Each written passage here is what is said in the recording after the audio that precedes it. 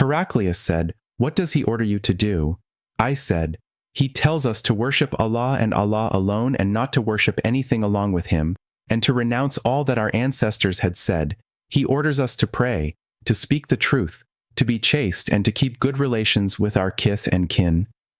Heraclius asked the translator to convey to me the following: "I asked you about his family, and your reply was that he belonged to a very noble family. In fact, all the apostles come from noble families amongst their respective peoples. I questioned you whether anybody else amongst you claimed such a thing. Your reply was in the negative. If the answer had been in the affirmative, I would have thought that this man was following the previous man's statement. Then I asked you whether any one of his ancestors was a king.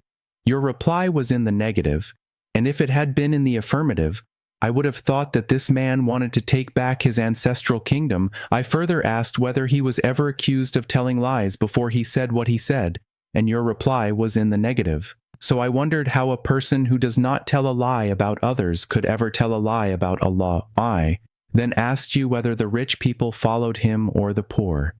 You replied that it was the poor who followed him, and in fact all the apostles have been followed by this very class of people. Then I asked you whether his followers were increasing or decreasing. You replied that they were increasing, and in fact this is the way of true faith, till it is complete in all respects. I further asked you whether there was anybody who, after embracing his religion, became displeased and discarded his religion.